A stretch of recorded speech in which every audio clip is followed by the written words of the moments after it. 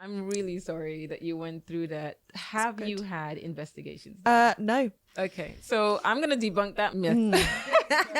The sperm's hanging around. And Where? The concept of syncing up yeah. with your friends. I remember at school, one of us on our period the next day, it's like a pack of werewolves or something. Yeah. Is that a real thing? You think that it might be a condition? Please keep pushing for it. You lose a teaspoon amount of blood. Wrong. I do about 17 ladles. That is 17 so ladles. Hi guys, welcome back to Tea at 4. I'm Christie. And I'm Lauren, and welcome back to 49 Revolution's Body Literacy series. Yay! This week we are covering periods. And not just that bleeding week, we're talking everything. The bit in between, the bit before, the bit after. The emotions, the whole hormones. shebang. The whole shebang, yes. Right, so we spoke to Dr. Aziza Sesay, who walked us through how tracking can actually empower us, empower our lives, empower other people around us, our partners, how we can hack our cycle. Yeah. I think for me, what was quite interesting is not comparing yourself to other women. 100%. Coming from a girls' school, me especially, it's like every girl's going through their period. So you're thinking, this person's period's normal, maybe mine's abnormal. But no, it's all about learning about your own body and knowing your own cycle for yourself. My favourite fact was that period pain has actually been likened to the pain threshold of a heart attack. Yes. Which I can believe. Tried and tested here, me. I am patient zero. But I think the worst of it all, that erectile dysfunction is actually researched 5 times more than PMS, premenstrual syndrome. Which is all the more reason it's good to have these conversations. So we really enjoyed it and we hope you do too. Enjoy. So today we're joined with Dr. Aziza Sesay. Hello, welcome to the podcast. Would you mind just telling our audience what you do? What's your job? All right, my favorite question. Not really. No, I'm Dr. Aziza Sesay. So I'm an NHS GP, a GP educator, an honorary senior clinical lecturer. I'm also a host, a speaker, and I run a platform called Talks with Dr. Sesay, which is all about health awareness, advocacy, empowerment, and I do general health, but there is a specific focus on women's and gynecological health. So I'm really excited to have our conversation today. Yeah. So are we. I mean, also you document a lot of this stuff on social media. What is the hope in kind of making those informative videos, especially for our generation? I think we're scrollers rather than go to the GP. Yeah. People. Yeah. Come and see me. I promise. The truth of the matter is what I'm finding is that a lot of the times people are not coming forward to see us, and particularly during the pandemic and lockdown, it was getting to a point where everyone was scared of going in to see the doctor because nobody wanted to catch COVID, right? And people were consuming their health information from social media and WhatsApp groups and all of that. And I was really concerned because there's a lot of health misinformation that's out there, right? So I thought, you know what? Let me try and get the information out there in a fun and engaging manner. So I was already doing talks, but then I got pregnant because that was one of the things that we were doing during lockdown as well.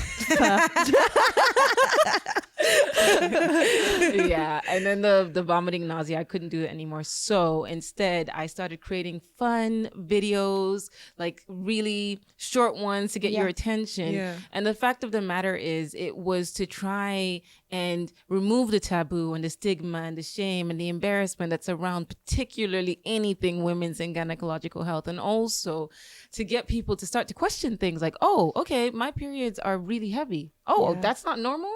Or things like cervical screening. Oh, I need to attend that. It saves my life. It could save my life. It could prevent cancer. You know, all these things that some people consider basic knowledge is not out there. And it's just to hopefully change, impact, and save lives. Amazing. Yeah, I think what we were both on the same page about is kind of we need to go back to basics. And on a personal level, I've just come off the pill for the first time in 11 years.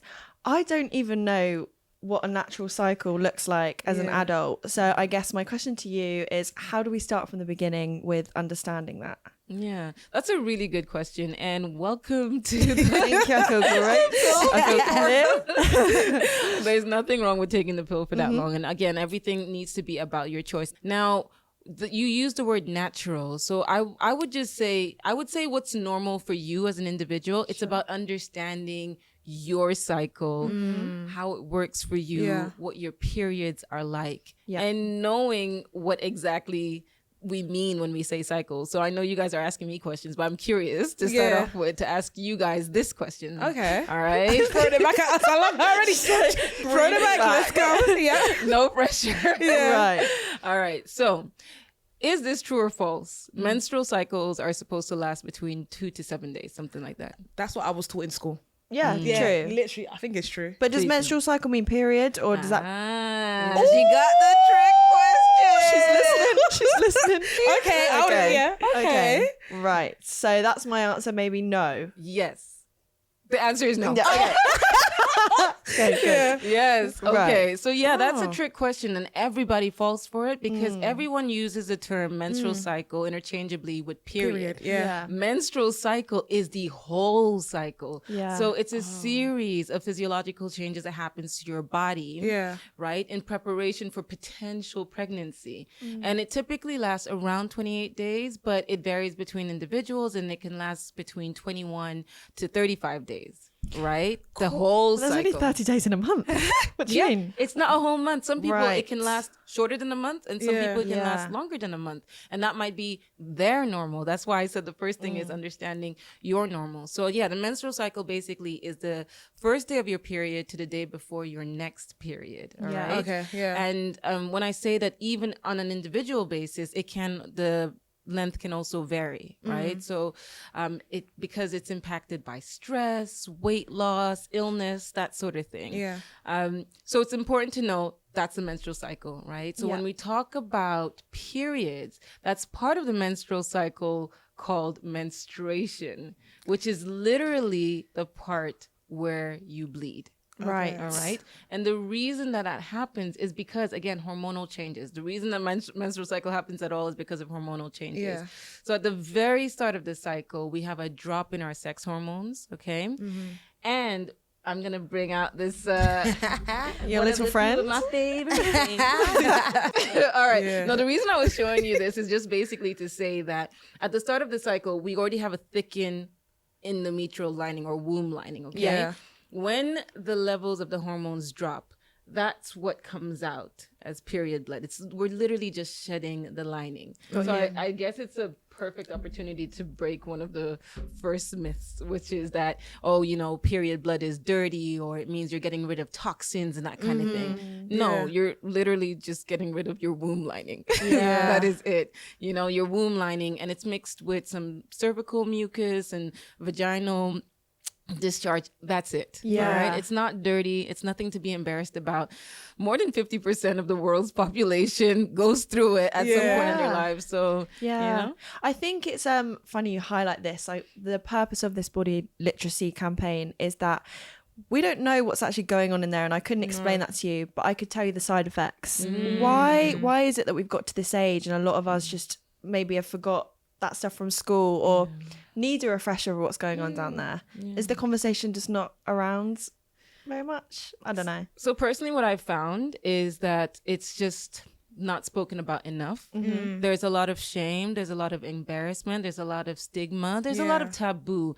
And often when we use these words, vulva, vagina, clitoris, it makes people feel so uncomfortable. Squeamish. And it's like, why? They're literal body parts. They're names of literal body parts, and often we use euphemisms as well, which again perpetuates that shame. And another thing that I have found, and not just me, a lot of us content creators, especially in the women's health and gynecological reproductive health space or sex space, we have found that we get censored a lot. I've been censored multiple times just because I've used the word vulva or vagina or clitoris, even periods. Yeah. Really? Yeah. So those sort of things make it so difficult because, patriarchy doesn't help. And it's just the people with the power, they don't want us to have these conversations, so we don't have it. Right. Even using the word period, I mean, they didn't say it in American TV until the 1980s, just to say the word period. And often people are too embarrassed to say that word. Yeah. They use words like, what are other words they use for period? Like blob. I've never used that. I call it Tom. What? Period, Tom. Time of the month. Yeah. Oh, time of the month. Yeah, I've never Tom. heard of that. My Tom. That's a man's name, and I'm not on board with that. No. Even so much as something as small as like hiding a tampon when you're going to the toilet. It's just a bit of a, there's no shame around it, but I think it needs to be a private thing. Yeah. Still. And it doesn't have to be a private thing. And it doesn't just affect women and people who menstruate. It affects everybody. You know what I mean? It will affect you directly as an individual, obviously, but also indirectly. And we do need to include men in these conversations, boys, everyone, because they will one day grow up into men and they may have female partners. Also, they probably have sisters. They definitely, have moms and aunts and those sort of things. So they should know about, and daughters one day, you know. So for me, my first period, my mom wasn't in the country. So guess who had the conversation with me? Oh my gosh. Really? How did that go? I mean, I was 14, so it wasn't too bad. I had my period later at the time than most of my friends. So it was okay. I was older. And it was more of a conversation of, well, you can get pregnant now. Wow. Yeah, it's funny, like menstruation, talking about it in like school times, it was a bit funny, a funny subject, or becoming a woman. But now, as you say, it is a conversation that's going to kind of affect other people, even those side effects like low libido, anxiety, depression, how that's going to affect like your partners. So it really is something that's indirectly affecting other people too. Do you also feel like in schools they did us a disservice, because where it was like a sex education, girls one day, boys another day. We were never in the same room. I think only when I got to secondary school, which I went to all girls school, that's when it was like, okay, girls, let's talk about sexual health, where it was more detailed. I was like, okay, cool, I understand this happens to me, then this could happen, these are the side effects. But back in school, especially at a young age, I know friends that started their period at 9 years old. So I'm like, 9 years old, I was like, what the hell? But the fact that we were just like separated, it gives us this service. And if you're like come from a family where it's just like, male, how do you now be like, I'm going through this, or I need help? And I always push for this, and that's why I say that it's a conversation that should be had, including everyone. And I completely understand that girls often may feel uncomfortable and shy to have the discussion with boys, and absolutely fine. Have the discussion together and then give them the space separately to be able to then ask questions. But they need to know about it. Everybody needs to know. And when you talk about, what went wrong in the past and what was it that they did in the past, that kind of thing. So I feel like the focus before was, I mean, you kind of touched on periods, touched on contraception, like don't get pregnant, ways not to get pregnant. And that was mostly it. You don't have that discussion about period pain and how it could be debilitating and how it could affect your life and how actually that could be due to an underlying condition, endometriosis, adenomyosis, fibroids, all these things people don't know about, and they suffer for years and years and years and years, and they become adults, and it's only then that they realize, oh, okay, this isn't normal. And then I guess for boys, I often say that they limit it to, I don't know, wet dreams and how to put a condom on. We need to have better education. 100%. I think we all know the basics. So the classic bleeding, admittedly, that's what I knew. But I think what we wanted to touch on in this episode was the importance of the in-between bits too. Because I know you kind of said about the period pains, but then there's also PMS. There's also the post stuff. And it's like, it's not just what happens in those 7 days of the bleed. It's everything else around it. And I guess people don't really have much awareness of that stuff or the side effects. No, I think that's great. And it's so important because actually the other side can affect an individual quite severely as well. And again, because of the hormonal changes. So I said the first phase is the menstruation phase, okay? During that phase, at the same time, you have the follicular phase. So that's where the follicles, which are immature eggs, start to develop, okay? And as they're developing, they're releasing the hormone estrogen. Now, estrogen is that hormone that makes us feel good. It gives us the energy. It improves our mood. And it just keeps going higher and higher as the cycle progresses, okay? And then at the middle of the cycle, that's where the estrogen level peak. And ovulation happens, so that's where the egg is released, and it is at that point where you feel the best. You feel like your memory is the best. You're energized. You're in a great mood, and also your libido goes all the way up. But that's because of it's nature. Essentially, your body is saying, "Look, you better get pregnant this month. We just released an egg. You need to have sex because the egg needs to meet the sperm. I mean, we've done all this work to get the womb ready. So yeah, in that follicular phase, the womb lining is essentially thickening. It's making itself perfect to hold the sperm, the fertilized egg. Wow, that's so crazy. it's like, let's get comfy. Let's get cozy. Alexa, play Beyonce Cozy. Right. Okay, that makes sense. Right? Yeah. Okay. So that's the best part of the cycle. All right. And then the egg can live for about 12 to 24 hours. Okay. And once the egg is released, what remains becomes a structure called corpus luteum. I don't want to go too technical, but it's important to remember this. That releases the hormone progesterone. Okay. Right. So the estrogen level drops a bit, and then it comes up as well a little bit because the corpus luteum will produce both progesterone and estrogen, but more so progesterone. Now that's the hormone that makes us feel blah. Okay, I hate progesterone.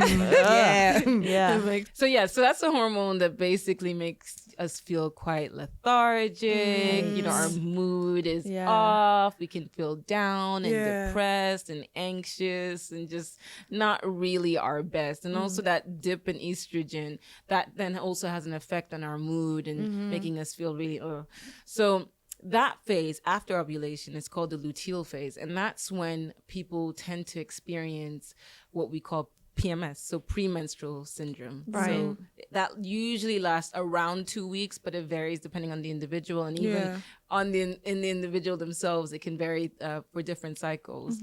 And it's also the phase where people can have conditions like PMDD. Have you guys heard of what? No. Yeah, I think so. Yeah. Yeah. No. So PMDD stands for premenstrual dysphoric disorder. Okay. And essentially what happens is it's like PMS, but much more severe. Okay. And it can be very debilitating. You know, again, they can have symptoms of depression, feeling low, irritable, less energy, bloating, abdominal pains, abdominal cramps, just not great. And it can be so bad that actually statistically it was released that 34% of individuals who suffer with PMDD have been suicidal. Wow. have attempted to end their lives. Shocking. So this is why we need to have these conversations, and I was really pleased that you invited me to talk about this, because so many people aren't aware of that, and they don't make that link of, I'm always feeling really low right before my period, and then I feel better, you know? And again, because, you know, everyone sees periods and the menstrual cycle. It's just one of those things, like, you know, get on with it. Yeah. You don't see it as a big deal or, oh, she's just so hormonal. Actually, it's a condition that is making people suicidal. Yeah. You know what I mean? So... yeah, so basically that's it. You have the menstruation side, then you have the follicular phase that happens alongside, then you have the ovulation, the best time, and then you have the luteal phase. Now, during that phase, the luteal phase, if the egg doesn't meet the sperm by that point, then the corpus luteum is like, all right, what's happening here? No pregnancy? All right, well, I give up. It just shrivels away. Right. Yeah. And that's why the levels of progesterone and estrogen drop significantly. And then the cycle starts with the womb lining shedding. Right. Oh my God. All makes sense. When you 27 years of young age. And it makes sense. Yeah. That's mad. I'm just taking that in for a minute. Yeah. Why do I just not know them basics? No, I feel like now thinking about it, is like I'm trying to like focus, because obviously I'm back at the gym now. So when I'm ready to rumble, I'm like, cool, I'm in my good phase. And then when it comes, it's like, it's a whole new different person. And I do feel, because I come from a family where it's a lot of females, all of us have a different type of emotions. Sometimes like, don't talk to that person because they're very, very evil. It's one of the ones where it's like, she's very kind today, but then she's very low. I'm the loud person in my house. So when I'm quiet, they're like, something's wrong. Oh no, period. It's coming, it's on its way.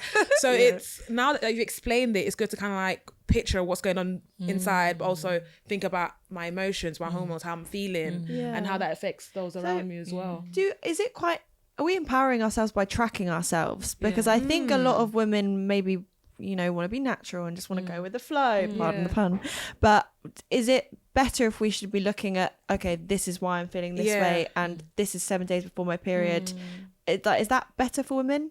I think so. I think it's really important that we know ourselves and we understand our body, we understand our cycles, we understand how things work for us as individuals. Yeah. Because you can kind of plan your time as well. Like, okay, I know that I'm most productive. It's coming up soon. I'm going to make sure that I do the best I can during this time. Yeah. And also it helps you have more compassion for yourself because it's like, okay, actually, do you know what? I'm not being sensitive. It's the hormones. I literally don't have any control over this. Yeah. It's just one of those things. I also think it's helpful. And I have a reel on my page, Talks with Dr. Sesay on Instagram, where I've basically broken down. It's a quick video showing you the same person, but over the 4 phases of the cycle, right? Okay. And I had so many comments and people sending me DMs saying, oh my God, this makes so much sense. I finally understand why this happens. Yeah. But it's also been helpful in my relationship. And this is where it's helpful for men to understand. Right. So my husband now, before we used to have more arguments during my luteal phase. Yeah. And he's watched it now and he's like, oh, okay. She's not being snappy at me. She's not being rude. You feel me? It's not her, it's the luteal. Yeah, literally. It's not you. It's your hormones. Right. So, wow. Yeah, there was a viral clip of Jack Whitehall in one of his stand-up talking about, oh, I've learned that there's only a specific number of days a month I should ask my wife something without her getting pissed off. And now Flow, the app, have come out with this like partners mode. So I don't know how I feel about that. I mean, it's great. Yeah. We should be tracking ourselves, but the idea of a man having one up on me going like, oh, do you know what? Do you know what? It's no bother asking you today. I know what you're doing. Let me give her a couple of days and she'll be fine. Yeah. It's like, no, I'm human. Yeah. And also, I guess we have to say not every woman is the same. So some people might, you know, really be affected by those hormone drops than others. So and some people might not be affected at all. Like this is again why I say know yourself, know your cycle, know how it works. And I think honestly I genuinely think it's a positive thing. I don't feel like it's a guy tracking or it being intrusive, and it doesn't have to be a guy, like partners can be women as well, but it's just, I feel like it can be helpful for relationships, right? So then you have the understanding that, you know what, they're not attacking me and they're not trying to be difficult with me. Actually, I just need to be more supportive as a partner and realize that, okay, let's just leave it for now. It's not the right time, you know? So I actually think it's a good thing. I think it's helpful and it could probably prevent loads of squabbles and unnecessary arguments. I'm in two minds. I feel like in terms of partners, it makes sense. But then let's say, for instance, in the workspace, right? Where when I started working in retail, something as your period, I used to dread telling my manager, oh, I'm on today, I can't work, or I'm in severe pain, I can't come in, because it's one of them ones where it's like they didn't understand it. So it's like, obviously now that I'm pretty sure you need a manager's mode. Partners managers mode. Here's a screening of how I feel right now. But I just find it interesting how back then it was something like, okay, don't speak about it, you're embarrassed about it, I can't emotionally come to you and be like, I love my job, don't get me wrong, but right now I just can't. Give me the grace to you know, have this time out because my body's going through it. So I hear the tracking thing. Maybe I don't know how to be incorporated with work. Hello, society. Send that to the HR system. So I think what's really great with the women's health strategy and also the fact that there's so much more awareness now. There are loads of people pushing for more health awareness in this, you know, women's and gynecological reproductive space. There are work-based pledges that are being made. I mean, menopause is a really big thing, but also I feel like now people are becoming more in tune with the fact that, you know, we can have menstrual health problems that can significantly impact our productivity, our ability to come into work at all, you know, and just whether or not we can perform in the best way at work. So it's putting things in place to support your employees and also believing your employees, you know, and making it a safe space that they will feel comfortable enough to have this conversation, because it's not inappropriate to have that kind of conversation with your employer. You should be able to say, look, I'm really struggling right now. And if, you know, you mention that it's because of your period, that's fine. True. You know, but I will also say here, anybody who's watching this, look, if you're having periods that are so painful that they're impacting your life, whether that be affecting you going to work, going to school, affecting you doing your day to day, that is not normal. Yeah. Get that checked out. I wish I had that. Please. Yeah, same. I wish I had that. Yeah. I used to miss my exams because they were that bad. Oh my goodness. Yeah, so I had to take my exams when after everybody else took it. So after I was off, then I'd come into a private room, then do my exams. Did you ever get it checked? I did, but it was down to like low iron for me. Oh, Yeah. So you must have had heavy periods. Yeah, then. very heavy. I had the same thing. I went to my GP about what I thought was maybe endometriosis symptoms. Like when I was at school, I used to have the most horrific periods. Like I would wake up in the middle of the night and black out physically. Wow. Wake up on the bathroom floor, and I bled so much, and I'm having the bum shooting pains. Everything is happening, and then I've gone to the GP and I've said, look, this like, is this endometriosis? Like it seems a lot of the symptoms, and they said, oh well, it's just because you've woke up in the middle of the night, so it could be low blood sugar, and you could just be having really severe period pains, and this just went on for years and years, and it was never like an endometriosis diagnosis. It was just no, you're just a person that has severe period pains. I'm really sorry that you went through that. Have you had investigations? No, because it's always been passed off as severe period pains. Some people have it worse than others, kind of thing. Okay, so I'm gonna debunk that myth. Sure, go. I'm not trying to give any personal medical advice, but I would always say that if you feel like you're not listened to and you're not being supported, and you think that it might be a condition, please keep pushing for it. Okay. Right. Whether it means you seek a second or third or fourth opinion, just keep pushing. You need to have some sort of investigation done, right? If you're concerned that you have heavy, painful periods, they do things like either an ultrasound scan. If they think that it might be endometriosis, they may do what's called laparoscopy, which is keyhole surgery, where they have a look inside to see whether or not you have endometriotic tissue. So it's always important to please push and advocate for yourself and know that periods that make you black out is not just a plight that you as an individual goes through. Yeah. And also you need to at least have some sort of treatment, because to be honest, there are treatment options out there. And I think that so many times people have had very painful, severe periods for the longest time, or heavy periods. And say, for instance, it runs in my family, or it runs in the family, or, I've had this for the longest time, it's fine. You don't realize that that's not normal, and you don't get it checked out. Yeah. I think that, again, having these conversations openly, learning more about periods and womb health and different menstrual health problems that can be associated, and also knowing that you can ask questions, you can push for investigations to be done, I feel like it could change things. So big especially like that the idea of the in-between bits, because we all know that the 7 days, but kind of highlighting that I'm actually not okay some of the other days of the month, and then the bit after that, I think that would help both employers, people around us, our partners. Definitely. Knowledge is power. It goes a long way, and it can save lives.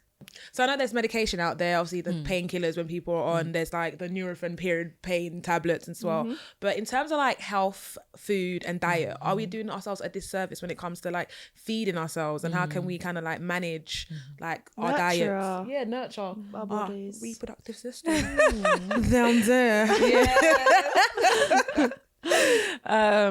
Okay, so what I would say is what I always say to everyone, okay? When we talk about health in general, the best thing that you can do, five leading health tips, okay? Yeah. Make sure that you're eating healthily, right? Okay. You're having your fruits and vegetables. Make sure that you're exercising. And yes, you can exercise in your period if you want to. And if you can. Yeah, if you can. If you can and if you want to. Because like, there's a myth that exercise is unsafe or harmful when you're on your period. That's not true. You can if you want to. Don't smoke, minimize alcohol, or don't drink at all. And maintain a healthy weight. Okay, those are basic things that we should all strive to do. Right. But when we talk about our menstrual health and our diet, they are interlinked. You know, if we're eating unhealthily, if we're having loads of takeout, fried food, you know, a lot of red meat. These are all what we call inflammatory foods. Lots of refined sugar. They will impact our periods. because they cause the body to become more inflamed and so on. So it's really important that we ensure that we have healthy diets, that we're having anti-inflammatory foods. So things like avocado, blueberries, pineapple. Writing it all down, boy. Cut down on the bread, the dairy from on the bread. Right. Yeah. Like the white bread. You just need to have, I would say, basically have the foods that are natural, right? Yeah. Cut down on your processed food, processed meat. Get the things that grow on the trees. All those things can help to improve in our overall wellness and our menstrual health. Yeah. So will that help the side effects a little bit if we are nurturing our body in that way? Yeah, absolutely. So when we talk about pain that happens during the period, or when we talk about pain in general, it's because of an inflammatory process. Right. So if we're eating foods that are causing our body to become more inflamed, it will make our period pain worse. It would perhaps make our periods more heavy. It could impact those things. It could make us feel worse as well, make us feel more lethargic because the body is working harder. But that's ironic, because when I think about the chocolate that I want to consume when I'm in that little time, but then I'm bending over like Ebenezer Scrooge, walking around the house. You're sitting down your bed having your chocolate, then a bit of this. I don't feel so great after. Shockingly. Exactly. Right. Exactly. But then I don't think it's me affecting my period. I just think it's just the pain, so of course it's gonna hurt. So yeah. It's just getting the balance right. I mean, obviously we're human. I'm not telling you completely cut them out. Sorry, but definitely cut down. And you might notice a difference. A lot of people often say that actually when they've improved their diet, they've noticed a change in their cycle. In their periods. Sometimes they say that it's lighter. It's not as painful. Yeah. So it's something to consider for sure.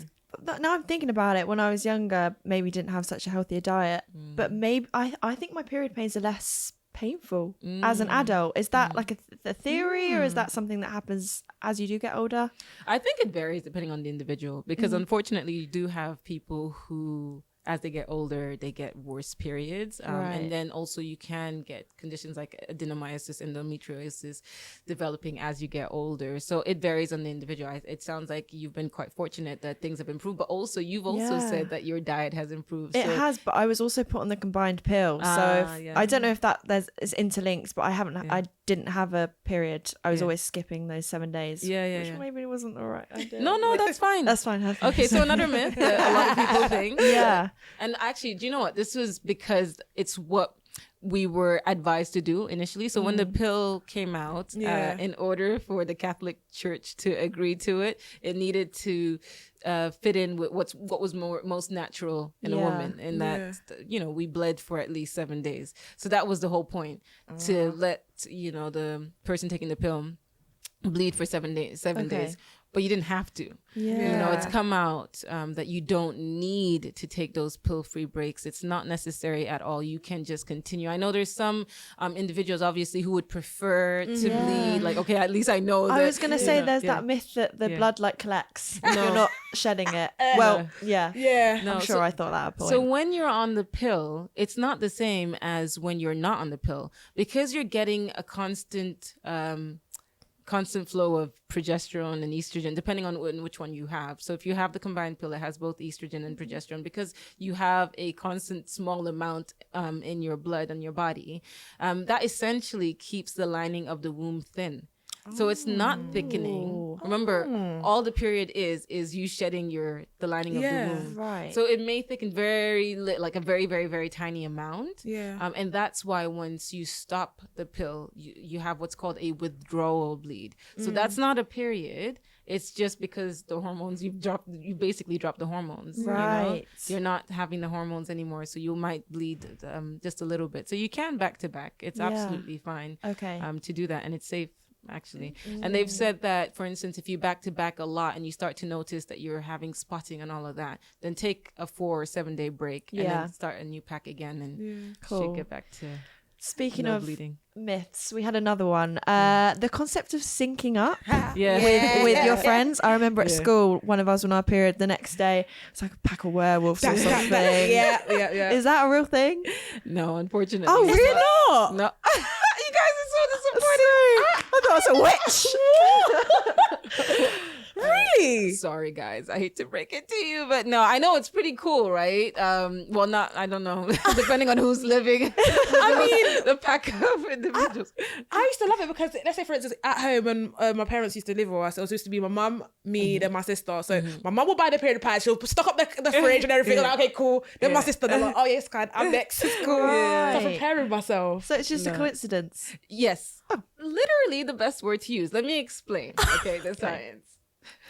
Not the moon or the sea or the water. No. Right. No. And you're not syncing anything up or anything like that. It's basically it's kind of like, I guess it's by chance. What happens is, if, for instance, okay, it may actually be that, you know, you've lived with people who all have a similar length of cycle, similar length of period, and then it just coincided that y'all are having it at the same time. Or it could be that, say, for instance, 3 different people with 3 different cycles are living together. Say one has a short cycle of 23 days, the other one may have 28, the other one has 30, right? And say one's period lasts 7 days and the other one's lasts 4 and the other one lasts 5. Eventually, it will come a time where all of you will be on the period at the same time, but one of them might be on day 2, whereas the other one is on day 5, and the other one might be on day 7. So it seems like y'all are having the same the period at the same time, but you're not. That does make sense, because the next month it didn't really happen again. We just mean the Lulu. Oh no. And it's that confirmation bias. You want it to be true. Like, listen to how this. We just want to be a part of something. Oh my God. So you only remember the times when you synced up, and it might have been that it was only, I don't know, 3 or 4 times in the year. Oh my God, we're always synced up. No. She said no. Nah. Oh wow. Yeah. I thought that was true. That's wild. I thought that was the cool thing about it. Yeah, we all synced, yeah, man, back to back. Okay. So are there any other myths you hear around, you know, periods, menstrual cycles that we can debunk? Yeah. So, okay, what do we say? Okay, here's another one, but this is with regards to period products, okay? So, can tampons get lost inside you, or menstrual cups? Yes. Yeah. Maybe not lost, but wedged. Okay. Wedged. Okay, stuck. Sorry. Good. So, that, you said yes, but actually it's no. Okay, so they can never get lost. Yeah. They can get stuck and difficult to find, but they can never get lost because anatomy lesson. Let's go. You have the gatekeeper of the womb, basically. So obviously this is the vagina, right? The only place you can go is up here, right? And this is the cervix. And the cervix has the tiniest hole, unless you're giving birth, then it's 10 centimeters. And so if you think about it, say this is a menstrual cup, right? You put the menstrual cup in, it just sits there. There's literally nowhere else for it to go. Right. It cannot go back past there. And then the same way. I just twinged inside. Sorry. I'm painful. But again, with the tampon, nowhere else to go. There's so many, like, back in the day, rumors that you hear and you're thinking, that's why I used to be scared of wearing the tampon. Same. I wore a pad for years. There was, oh gosh, I've got a very embarrassing story, right? So we went to visit a family friend in France. They live in the countryside. So imagine the nearest shop is an hour drive. Oh gosh. And I was on. Right. So we run out of pads and I'm like, I need to change my pad. So obviously at the time there was only my cousin and her partner there. And I think she was out in the garden and he was in the house.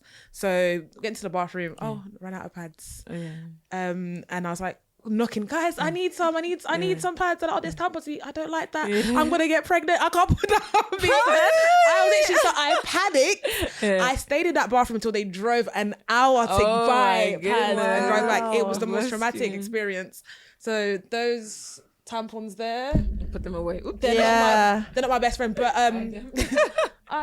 I've grown now. Yeah. But it was a very traumatic moment for me. I think that's the case for a lot of people. I was exactly the same. I don't know why I was so scared of tampons. Yeah, literally. I think it's the thought of having something inside you, because I was the same. And then there are individuals who may suffer with a condition called vaginismus, which is where you get involuntary spasms of the vaginal muscles, or the pelvic floor muscles. So like it literally, you feel like you cannot get anything in. So that sometimes can make it scary, and then it's like, what's going on? But yeah, if you've ever experienced that, again, go see your doctor. There is a cure. It can be cured. You just need the support. Yeah. Yeah. My mum hates them. She used to scare us like, it's not good, African parents. It's Yeah. not good. You shouldn't put it up you. Yeah. But mum, I don't want to leak if my pad is overfilled. So See, what do that I do? isn't normal. That's another myth.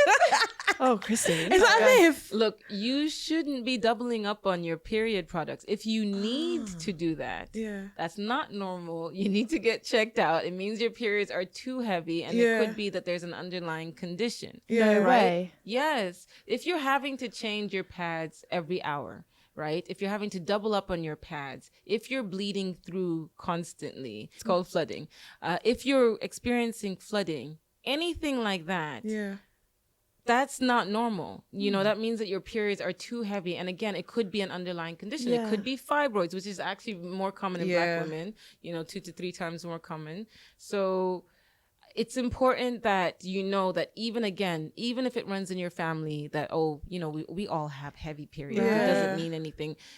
Please just get it checked out because there are simple things that we can do. Again, ultrasound scan to see whether or not there's something underlying. Again, bloods. Is there a thyroid disorder or something? There is something that we can always do to try and figure it out. But at the same time, there's something that we can do and give you to help manage it, because you're not... if you're losing a lot of blood from your period, it's going to make your iron low, which then can cause the symptoms of anemia, headache, lethargy, tiredness, dizziness. That's great. That's so true. I think it always gets blamed on like, oh, do you know what, my mum used to have heavy periods, or like this is just normal. But it's just like, no, what's actually normal for you? I think what we do a lot of the time is look around to other people and like my friends might have had really light periods, then they went on the pill, but that might not have been right for me. But I think what's important with getting to know ourselves is what is our own normal kind of thing. That's true. So we got some myths that we found on the internet, and we just want to share some of them with you, and then we can kind of like, debunk them and see whether are they real? Are they fake? Yeah, let's do it. Let's go. All right. So first one, you can't get pregnant on your period. Oh, this is my favorite one. Oh, all right. You can? Can you? Yes. But how does the Isn't the egg somewhere else? Yeah. Okay. Shall we talk about it? Please. I think we need to. Let's go. Okay. It all has to do with cycles and the length. Okay. Yeah. Now, remember, I told you that the egg can live for 12 to 24 hours. Oh. All right. And guess what? Sperm can live up to 5 days. Okay. Classic. All right. Now think about it. Of course they can. Of course they can. Yeah. They're resilient. They stick around. They don't die. They're like, "Ooh, where's the egg?" So if you, for instance, have a period that lasts, let's say 7 days, all right, and you have sex on day 7, all right, and the sperm's hanging around and... Where? In me. In you. Yes, chilling. Oh my gosh. You pesky little... Yeah. Oh, gosh. So it's hanging around, okay, right? And it lives 5 days, and say that's around day 12. Say your cycles are only 24 days in length. Let's say something like that, right? And let's say you ovulate around... So ovulation can happen anytime between 9 to 7 days, 9 to 17, day 9 to 17, okay? Right? What if ovulation happened around that day 12? Yeah. Right? If you had a shorter cycle. The sperm is there. The egg is there. Get out. They met. What? And the baby came. So it doesn't even have to happen on said day of sex. The sperm and egg can be doing the dance. Yeah. What? Yeah. They just need to meet. That's literally it. And this, you could make so many videos out there possible, but literally it could be, one of those scary movies, just lurking around waiting for the egg to come out, and the egg is like, oh, there you go. There you go. I hate that. I hate that. And there have been people who've been cut out because they think, oh, you know what? We're having sex when I'm on my period. The egg isn't there, so it's absolutely fine. And again, this is why it is very important to understand and know your cycle. Yeah. So what some people do is they may you can kind of tell when around the time when you're going to ovulate. So often there's like a slight temperature rise, so you feel warmer. Also, some people check their cervical mucus. My friend said she can feel it. Yes. Like when the egg pops out. Yes. Is that a thing? Whoa. What do you mean feel like She goes, oh, there. Excuse me? Whoop, there it goes. It's like a click inside her, a kind of release. Yes, that's true. It's mad. called Mittelschmerz. Oh, That's what the pain is called. I think that's the Mittelschmerz. person who Yeah. who discovered it. But yeah, no, it's possible. And it's Wow. because, you technically, it is. The egg is released. Yeah. So some people can feel it and they can feel what side. And yeah. what side? Yeah. Wait, so when, oh my God, maybe I feel it too. I get like a bit of like, oh, what's going on here? Like, oh. Probably just gas, Christie. I might be feeling it. I'm gonna check my cycle. I might be feeling it. Maybe. Wow, interesting. So wait, how do I know if two eggs come out? Was it because I want twins? So Oh, no. it's just one. It's the one. Yeah. Oh. But I mean, sometimes 2 eggs can be released. But I think what often happens is you get the... Anyways, That's not a whole how other twins work. conversation. That's not how twins work. Yeah. You'll be back for a baby episode. Basics for babies. Okay, number 2. It's rare. Very, very rare for that to Okay. happen. Virgins can't wear tampons. That's a good one. That's of course no. False. So what the heck is virginity? I hate that word. Yeah. Don't ask me. My Don't know anything clearly.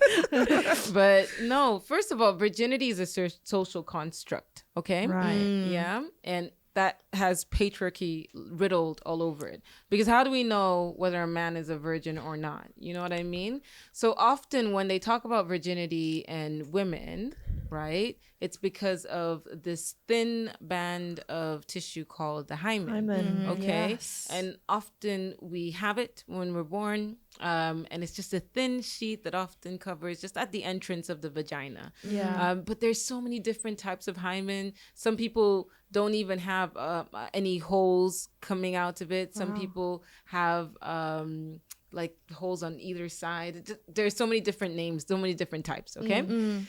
Now there's this thought process that if you put a tampon in, it's gonna break it, right? Because the skin is supposed to be it's supposed to be this closed sheet that has tiny holes to allow you to bleed when you're on your period, right?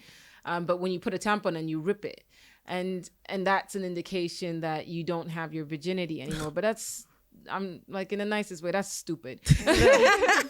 So tampon's gonna take away my virginity, my finger is gonna take away my virginity, or things like horseback riding or riding cycling, a bike, right? or gymnastics. Anything can break the hymen. Wow. And actually sometimes it doesn't even break, it just stretches a little bit and to allow things to go into place. Mad. So no, that in order for that myth to be true, virginity and hymen, all of that needs to be true as well. But that's a social construct. And also, define virgin. Does virgin mean that you've never had penetrative sex? Right. So does that mean that sex is only sex if it's penetrative?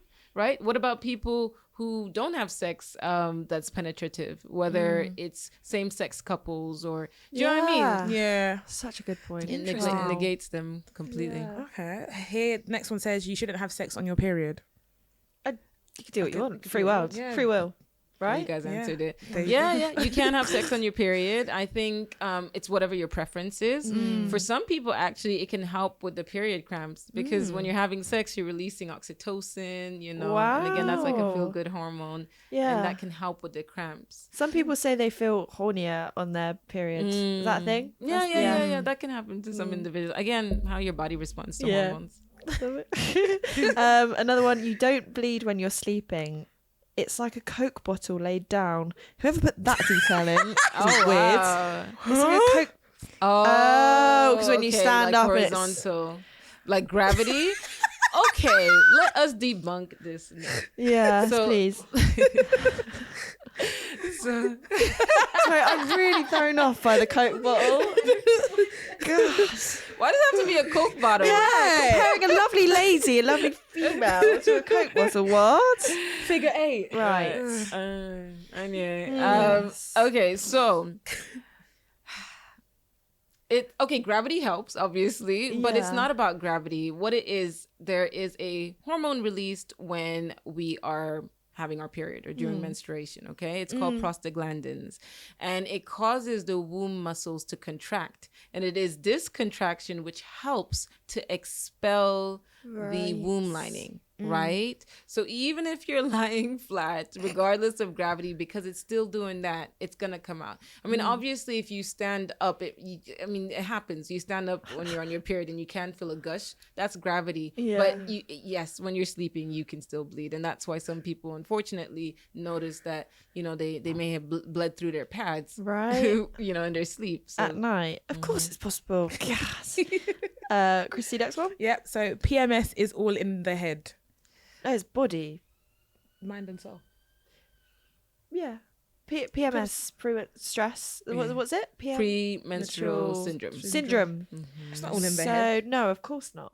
It is a real thing. Yeah. And that's such a dismissive and gaslighting comment and statement to make, because actually, if you didn't know this, 90% of women go through PMS. And again, I told you it's because of the hormonal changes and how we respond to it. The most severe form, PMDD, can be so bad, like I say, it can make people feel suicidal. And the issue when it comes to this is that it's so dismissed or misunderstood that you have statements like this, which is completely unhelpful. PMS is real. We need more research on PMS. Interesting fact, in case you guys were wondering. Okay, I'm going to ask you actually the question. How many times more research do you think there is on erectile dysfunction compared to PMS? Oh, there's an annoying amount. Yeah, I feel let's say between 1 to 5. How many times do you think? There's probably 5 times more. Yeah. There's 5 times more research on erectile dysfunction that affects 19% of men compared to PMS that affects 90% of women. Do you know why I find this very unfair? We're meant to be carrying the kids of the future, right? So you guys need to look after us. Yes. So do the research on us, please, and thank you. Listen. Okay, do you know, minus cancer research, it's about 1 to 2% of overall health research on women's health. Noted. Minus cancer. Affecting 51% of the population, there's about 1 to 2%. Things are improving painfully slowly, but we're getting there eventually. Essentially, what it was is that the healthcare system was created by men for men. And also because us women are so complicated with our cycles and our hormones doing that. It's like, no, let's not test it on them. We need something more stable. So test it on men. So a lot of the times, a lot of the medications that have been out there have been specifically tested and tried out on men and not women. And it's only now that they're doing more and more of the research. And even something like, if we're not even talking about health, sorry, I get really frustrated by this reality. Even seatbelts, you know, and accidents prevention. Everything was tested on a male dummy. It's only, I think, last year or the year before that they started testing on female dummies, like with breasts, you know? Great. Interesting. And even, and one more thing. And even the CPR dummies, they never had breasts. Right? It's just so hypersexualized. Now we have an Annie. Sorry, my training. Love it. Mad. Okay. You can speed up your period by pushing it out. No, surely not. Of course not. How would you do that? Yeah. So no. Just no. Okay, Christie. Okay, you lose a teaspoon amount of blood. Wrong. I do about 17 ladles. That is 17 ladles. Oh my goodness. That is not a teaspoon. No, that's a small amount. So on average, they say it shouldn't be more than 18 mils. I guess that's not. Like it was 18 ladles. I was like, yes. So it shouldn't be more than that much. I don't know how many mils is a teaspoon. I guess it depends. Okay. But the truth of the matter is it varies depending on the individual. Again, it's what it is for you as the individual. And if you are finding that you're passing lots of clots, right? Or you're changing your pad, like literally it's blood filled, it's soaked. then that's abnormal. But yeah, if you change your pad, I guess every 4 to 5 hours, and it's not completely filling up the whole thing, and obviously it gets lighter as the days go on. Yeah, that should be fine. Another interesting fact is that for the longest time, when they tested on period products, they used they didn't use blood. They'd never used blood. They only started using blood last year. Wait, what? Mm-hmm. So what were they using? That little blue liquid on the blue adverts? liquid that they put on the advert. And obviously blood is very different to that. So it's 100%. Only, I believe it was only last year that we were able to quantify how much of the products could actually carry. Because before it was like, oh, you can carry this much blood, or it's perfect for your period. And actually when we tested it with blood, it wasn't as great. Yeah. Certain products. The cheek. Okay, next one. Women get moody when they're on their period because that's when testosterone levels are the highest, whereas men are strongest because they're used to these levels all the time. Oh, wow. Who wrote that then? Okay, I'm not sure when testosterone is the highest. I don't think it's then. I thought that it would have been around ovulation time, but I'll check that. Okay. So women, we've already spoken about this. The reason that they're moody during the period is because of that significant drop in the sex hormone levels, and the estrogen is lowest at that point as well. So that's why. But also they're moody because they're in freaking pain. Thank you. Excuse me. Thank you. Talk to me like that. Right. And they're lethargic and tired. Thank you. God, if I saw a man shedding his uterus lining, I'd like to see you try. Yeah. Well, when they interesting fact, if you guys didn't know this one, just dropping all these facts for you guys. Drop the bomb. Period pain, they've discovered, can be as significant and as severe and as painful as a heart attack. I can believe that. For some individuals. I'm not saying that's all. That's for yeah. Now, when I was in med school, and even as a doctor, if we think that someone is having a heart attack, we follow the acronym MONA. M being the first thing, morphine. We give the person morphine because they're having a heart attack. If period pains can be as significant as a heart attack, and we're telling them, go take paracetamol or hot water bottle, come on. You know what I mean? I'm supposed to go to work when I'm having a inside heart attack in my pelvis. Leave my house to get on that transport TFL on my period. Oh my God. So yeah, it can be that significant. And I guess the point of the matter is, let's just completely, I work with Wellbeing of Women. I'm an ambassador for Wellbeing of Women. And we started a campaign called Just a Period, which essentially is to remove that term completely. It's never just a period. Okay. Let's stop, nullifying and belittling lived in experience that people go through. And let's believe people when they say, like women, especially when they say, I'm in pain, I can't do this. Yeah. And also let's stop gaslighting each other. Okay, maybe my periods aren't that heavy or aren't that painful. That doesn't mean everyone else's period is not. Like, don't say, they use the word man up. No. Yeah. I'm in pain. I was gonna say like this. I ain't manning up for nobody. Yeah. Wow. But sometimes you have to be careful. I'm a feminist, okay?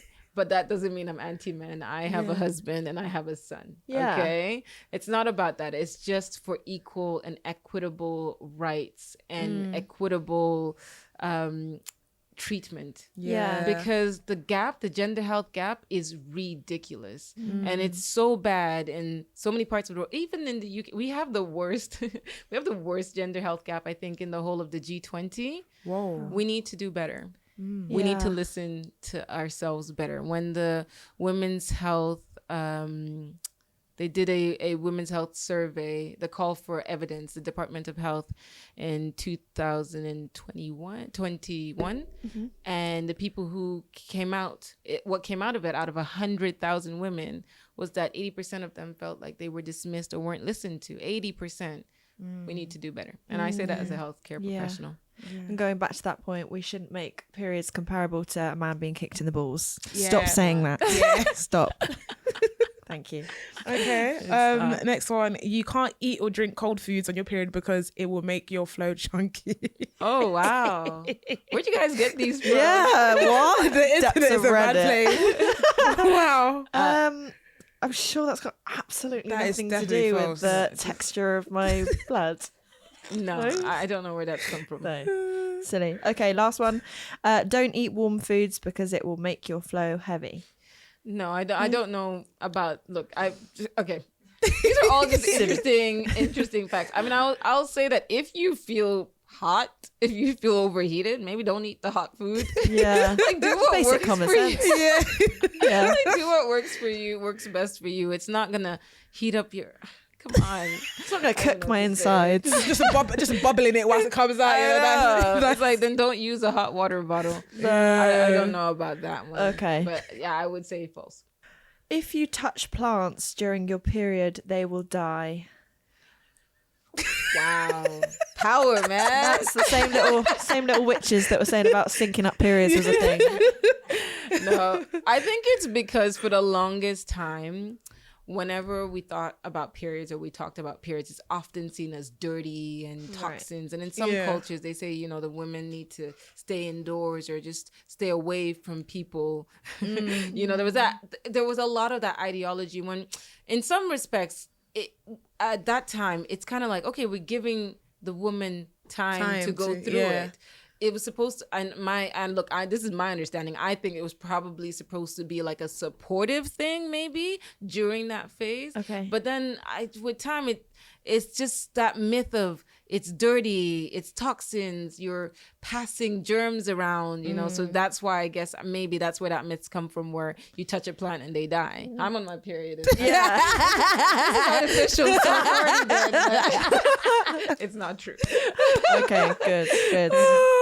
Amazing. I've got a myth. Well, that's what I used to think. I used to think that we only got our periods because of Adam and Eve, because Eve ate the apple of the tree. God. That was like karma? Yeah, that's karma for us getting periods because she ate the apple. Oh God.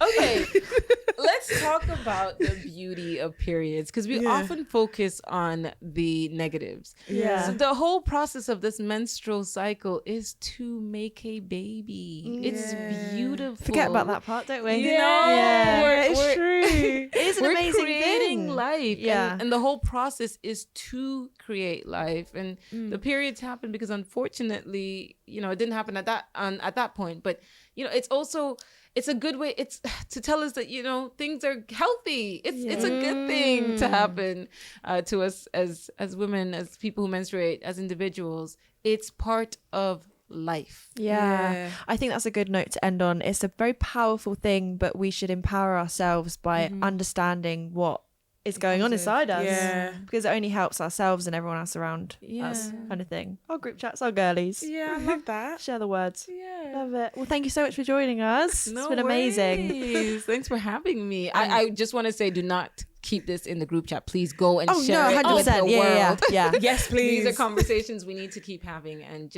let's just stop the taboo and break it. Yes, absolutely. Well, thank you so much, and I hope you guys enjoyed this episode of Tea at 4, and we'll see you next week. Bye. Oh, that was so good. It's amazing. I love my period. I love